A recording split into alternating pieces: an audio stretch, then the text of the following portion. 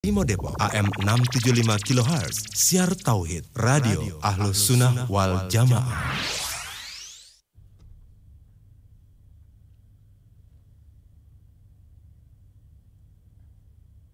Bismillahirrahmanirrahim. Assalamualaikum warahmatullahi wabarakatuh.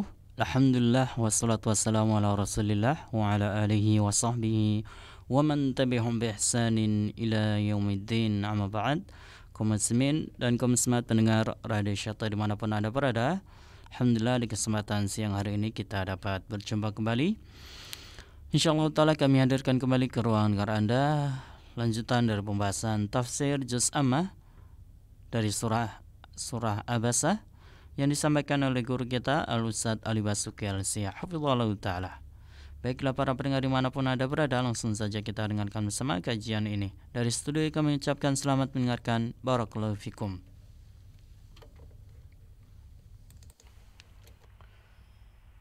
Bismillahirrahmanirrahim. Assalamualaikum warahmatullahi wabarakatuh. Alhamdulillahi rabbil alamin.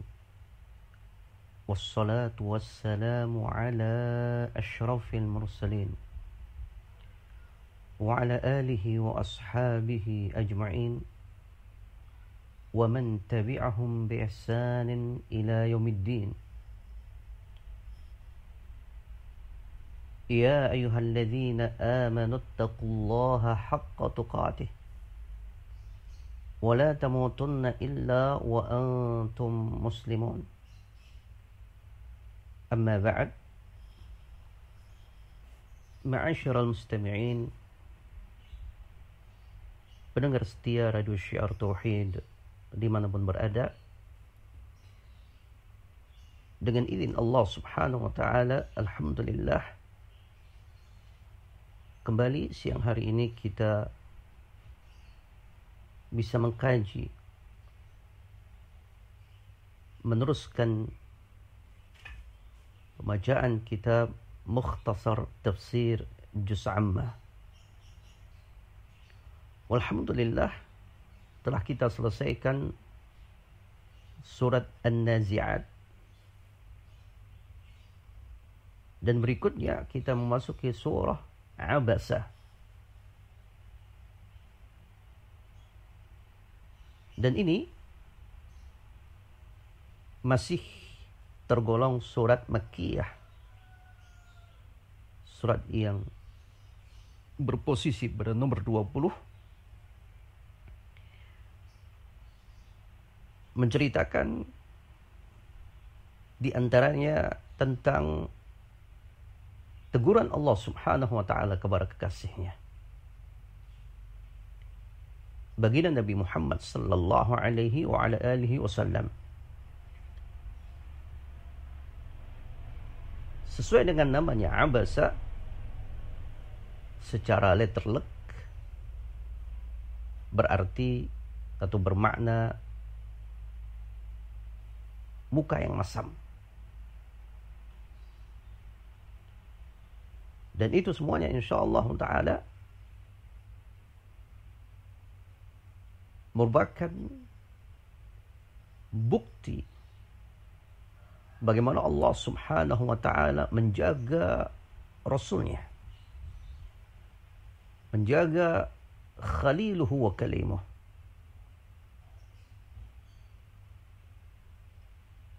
Dan di dalam Al-Quran, Rasulullah sallallahu alaihi wasallam mendapatkan beberapa teguran langsung dari Allah subhanahu wa ta'ala. Di antaranya firman Allah, ya ayuhan nabiyyu lima tuharrimu ma ahallallahu lak. Surat Tahrim. Tetapi kembali lagi, kesemuanya menunjukkan bukti bagaimana Allah subhanahu wa ta'ala menjaga Rasulullah sallallahu alaihi wasallam.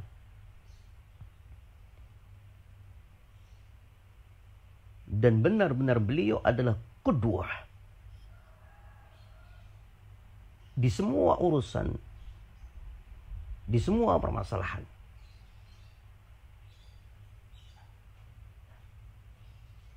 Dan dalam surat Abasa ini, subhanallah, bagaimana Rasulullah Sallallahu Alaihi Wasallam melakukan sesuatu karena sebuah harapan.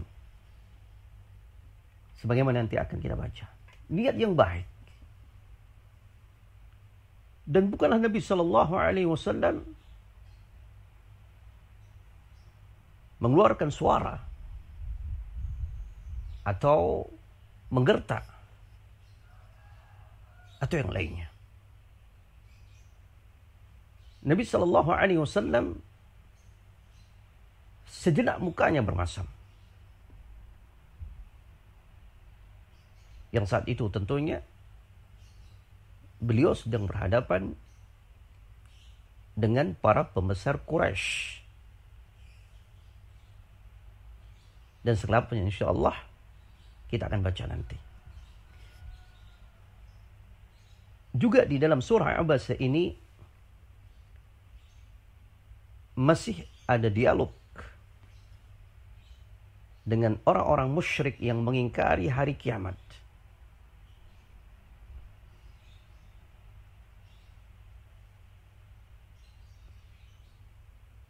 Dan merupakan ciri surah Makkiyah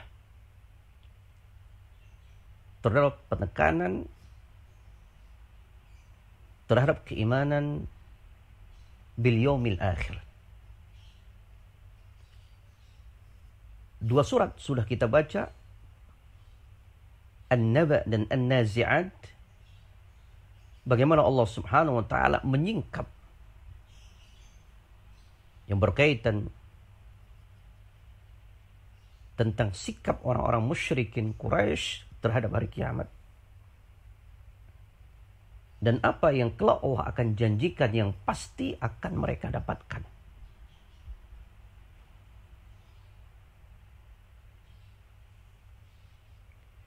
Kita memulai membaca firman Allah Subhanahu wa taala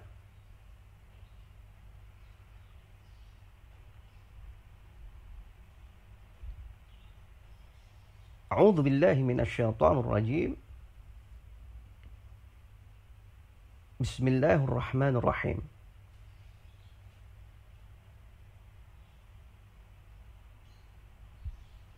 Abasa wa tawalla. Ja'ahul a'ma.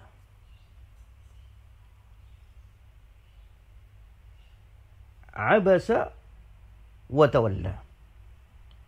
Dan dia, yaitu Rasulullah Sallallahu Alaihi Wasallam, telah bermuka wasam, berwajah masam, watawalla, dan berpaling.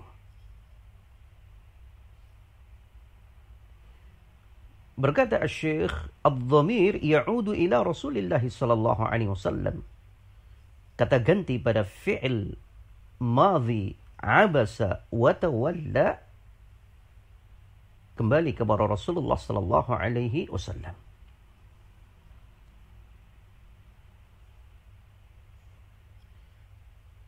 Dan kata-kata abasa memiliki makna ay istankara syai' biwajhihi.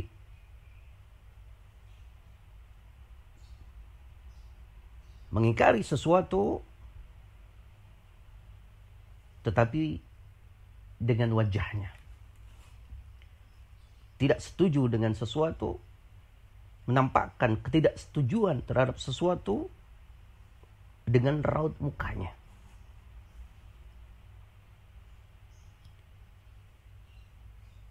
Tawalla ay a'rada, artinya berpaling.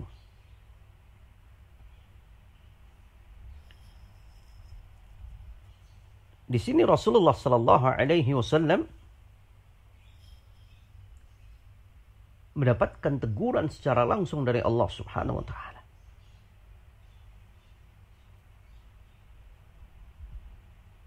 Dan sekali lagi, bahkan teguran ini mengangkat derajat Rasulullah Sallallahu Alaihi Wasallam.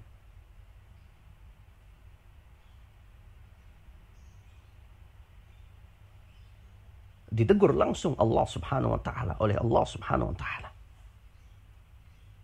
Dan bagaimana pula Nabi juga secara langsung menyampaikan ayat teguran Allah tentangnya atau kepada dirinya. Ini adalah kemuliaan. Dan memang Nabi adalah sosok yang al-amin, yang terpercaya, hamba yang merupakan kekasih Khalilullah wa kalimah. Maka apa yang turun dari Allah akan pasti disampaikan. Dan di sana pasti ada pelajaran untuk umatnya.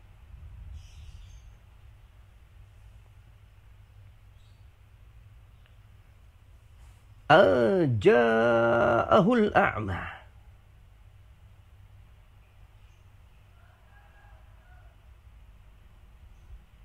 Karena seorang buta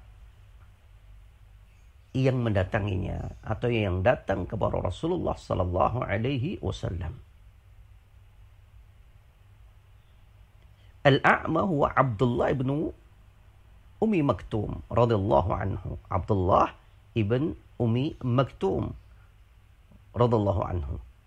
Faja'a hadzal a'ma, yang mana sahabat ini yang buta datang kepada Nabi sallallahu alaihi wasallam dan ingin bertanya. Fakana Nabi sallallahu alaihi wasallam yu'ridu anhu, tetapi kala itu Nabi berpaling darinya. Wa abasa fi wajhihi, dan bermuka masam di hadapan wajah Abdullah ibn Ummi Maktum.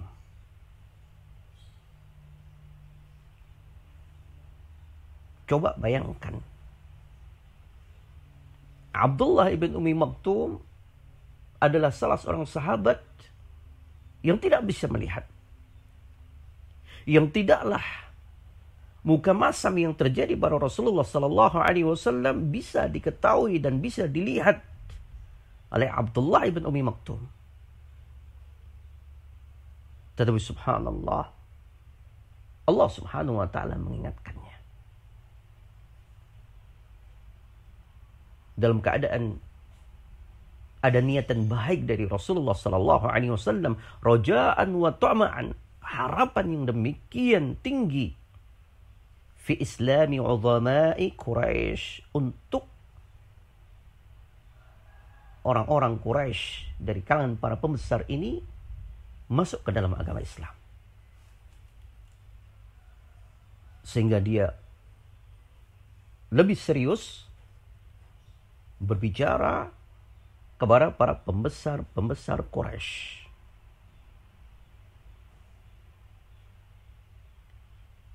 Wa ma yudrika la'allahu yazzakka.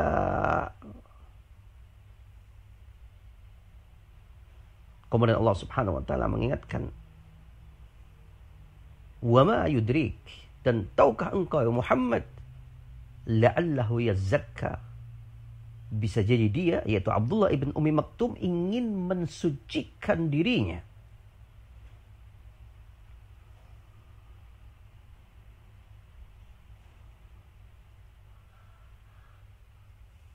La'alla ibn Ummi Maktum yatatahhar min adh-dhunub.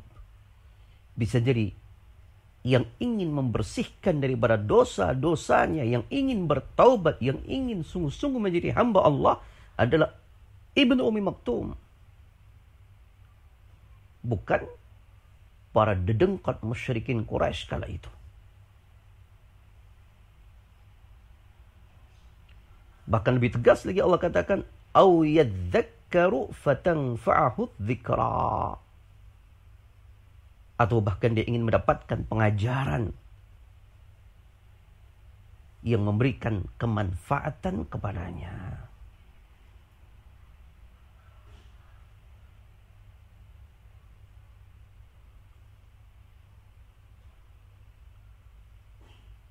Ay yatta'idhu fatanfa'uhu al-maw'idhah فَإِنَّهُ رَضِيَ اللَّهُ عَنْهُ أَرْجَ مِنْ هَؤُلَاءِ يَتَّئِذَ وَيَتَذَكَّرُ. Artinya, bisa jadi dia yang akan mengambil peringatan sehingga mau'idhah itu mendatangkan kemanfaatan baginya. Mau'idhah itu peringatan yang mengingatkan akan yaumul akhir, akan dahsyatnya neraka, akan bahayanya kemaksiatan, dikatakan mau'idhah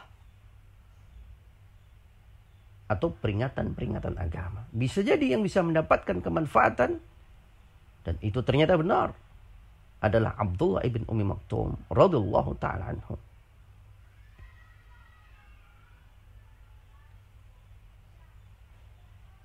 Amma man istaghna, adapun orang yang merasa dirinya tidak butuh, merasa sangat tidak membutuhkan, dan di sini yang dimaksudkan adalah pembesar Quraisy. Istaghna bimalihi wa jahihi wa humul 'udhama'u alladhina 'inda an-nabi sallallahu alaihi wasallam. Itu orang-orang yang merasa tidak cukup atau tidak membutuhkan kepada Nabi dan peringatannya.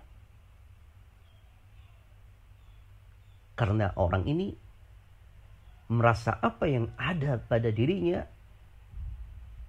sudah sangat mencukupi. Apakah daripada hartanya dan kedudukan yang dia miliki. Dia menganggap posisi atau kapasitas yang ada dan dimilikinya tidak membutuhkan surat dakwah Nabi Sallallahu Alaihi Wasallam. Mereka menganggap diri mereka adalah orang-orang yang mulia, dihormati di kalangan orang-orang musyrikin Quraisy atau di kalangan orang-orang Mekah terkhususnya.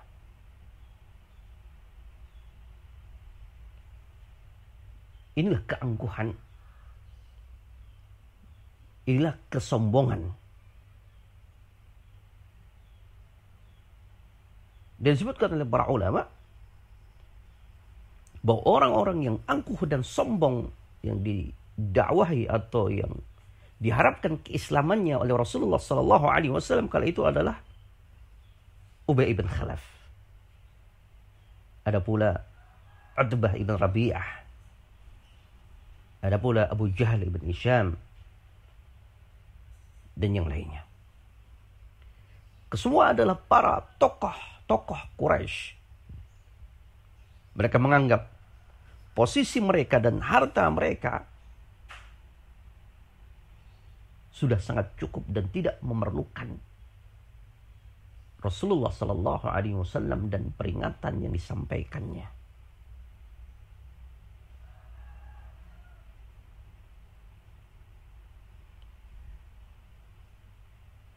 Kemudian Allah Subhanahu wa taala melanjutkan, fa'anta lahu tasadda, terhadap para pembesar Quraisy yang angkuh ini, kata Allah, malah engkau memberikan perhatian kepada mereka atau perhatian kepada pembesar Quraisy. Wa ma 'alaika alla yazzakka. Padahal tidak ada kekurangan, tidak ada celah bagimu sekiranya mereka atau orang Quraisy itu atau pembesar Quraisy itu tidak mensucikan dirinya.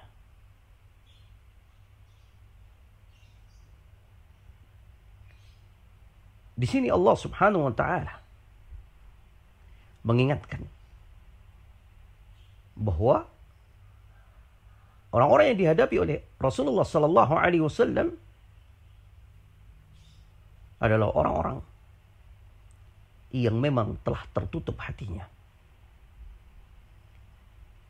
Dan semangat dakwah Nabi Sallallahu Alaihi Wasallam yang demikian tinggi dan tidaklah pernah surut dengan keadaan apapun dan tantangan bagaimanapun. Apalagi Nabi adalah orang yang penuh harap karena sayangnya kepada umat manusia untuk masuk ke dalam surga dan selamat daripada dahsyatnya api neraka. Maka Nabi berjuang melakukan segala-galanya untuk orang-orang itu mendapatkan petunjuk.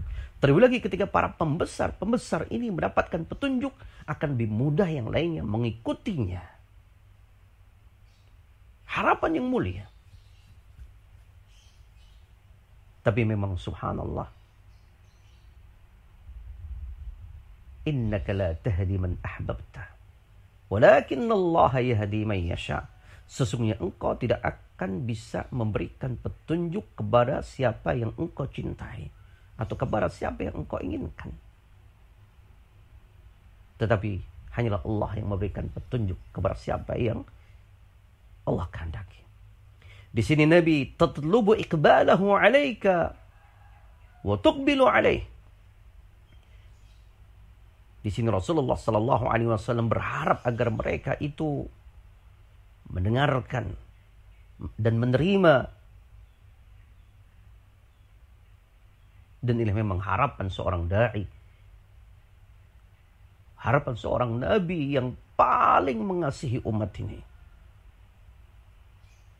Tapi ternyata wa ma 'alaika alla yazzakka. Padahal tidak ada celah atasmu sekiranya mereka tidak mensucikan dirinya.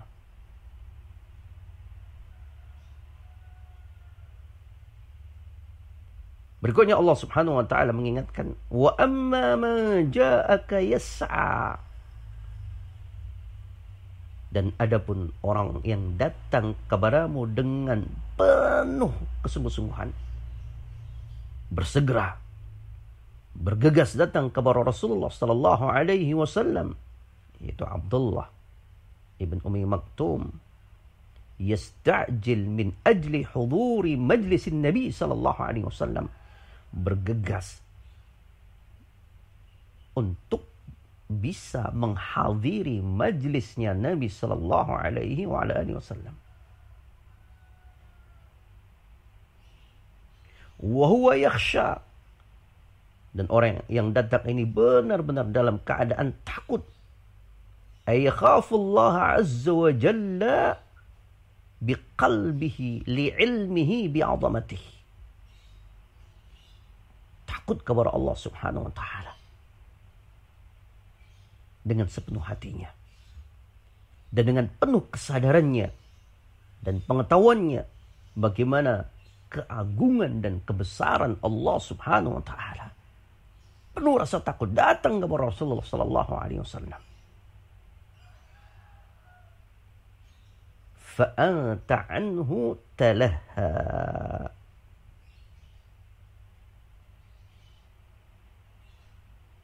Akan tetapi engkau mengabaikannya, tidak memberikan perhatian kepadanya. Ay tataghafal anhu linshigalihi bi ru'asa'il qaum. Seakan engkau melalaikan dan lebih engkau memberikan perhatian kepada para pembesar kaum kala itu.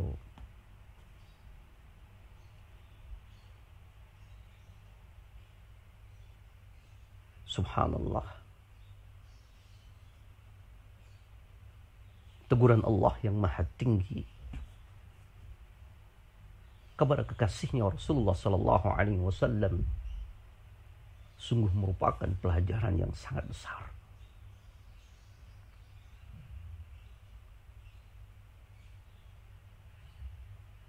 Bagaimana Nabi sallallahu alaihi wasallam setelah peristiwa berpalingnya beliau dalam keadaan Abdullah bin Ummi Maktum tidaklah melihatnya.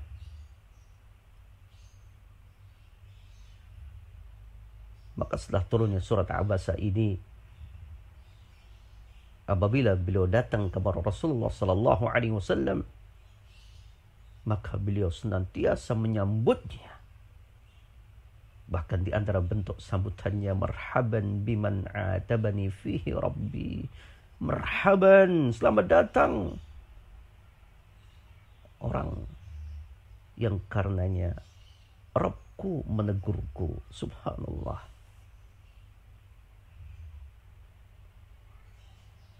Bahkan dia senantiasa memperhatikan, Rasulullah sallallahu alaihi wasallam senantiasa memberikan perhatian kepada Abdullah bin Ummi Maktum.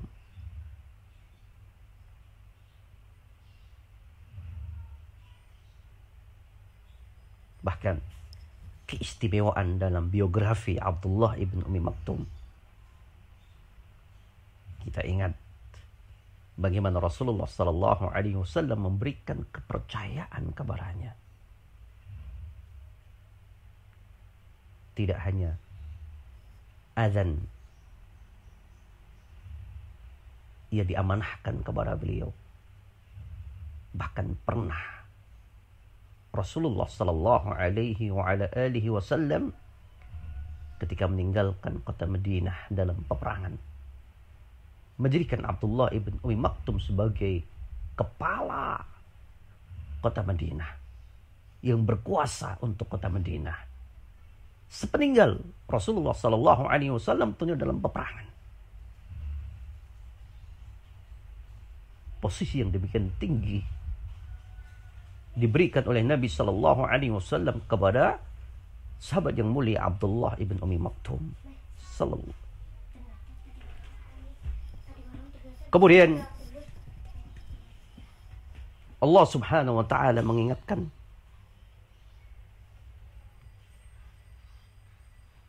dengan ayat berikutnya. Allah Subhanahu wa taala mengingatkan, kalla innaha tazkirah. Sungguh sekali-kali jangan berbuat demikian. Sungguh ajaran-ajaran Allah, syariat Allah itu merupakan peringatan.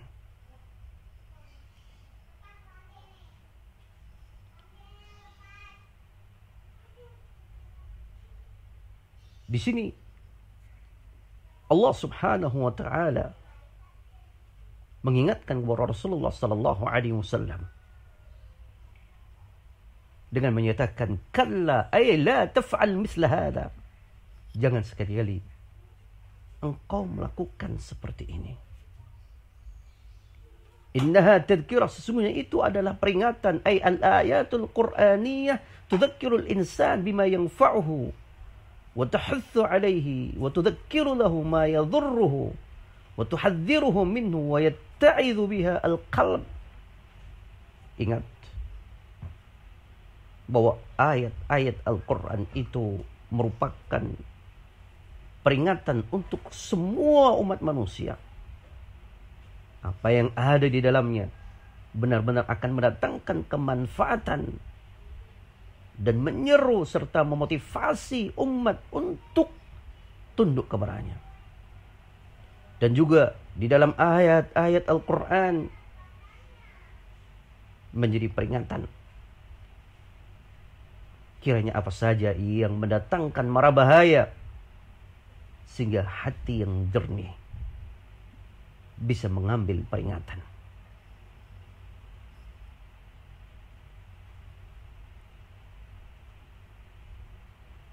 Faman syaa'a dzakarah. Maka barang siapa yang menghendakinya, tentu dia akan memperhatikannya, akan bisa mengambil sebagai peringatan. Ay man syaa'a itta'adha minal mau'izah. Barang siapa yang jujur untuk mengambil peringatan, maka cukup dari ayat-ayat Al-Quran ada peringatan yang sangat nyata.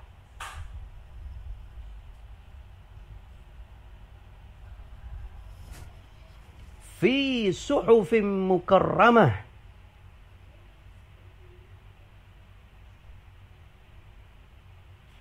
Dan ayat-ayat Al-Quran ini sungguh dalam lembaran-lembaran kitab yang dimuliakan, yang sangat dimuliakan tentunya di sisi Allah Subhanahu wa taala.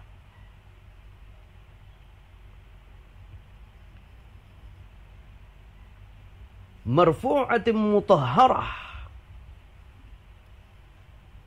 Lembaran-lembaran yang dimuliakan di sisi Allah Subhanahu wa taala, dan lembaran-lembaran yang ditinggikan dan disucikan.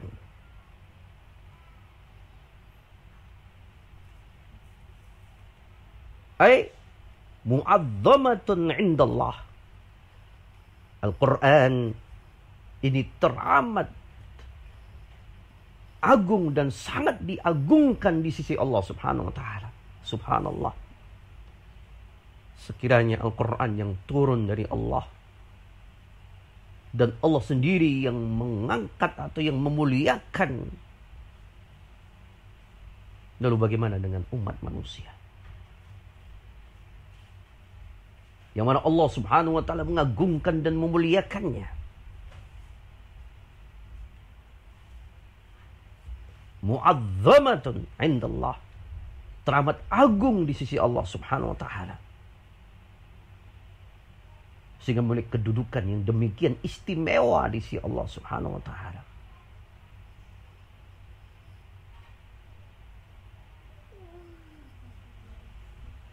Pendengar Radio Syiar Tauhid dimanapun berada, beberapa teguran dan beberapa pelajaran dan bahkan beberapa yang harus kita yakini perihal Al-Quran merupakan pelajaran yang penting di kajian kita siang hari ini. Semoga ada manfaatnya. Kurang lebihnya mohon maaf. Aqulu qouli hadza wa astaghfirullah li wa lakum.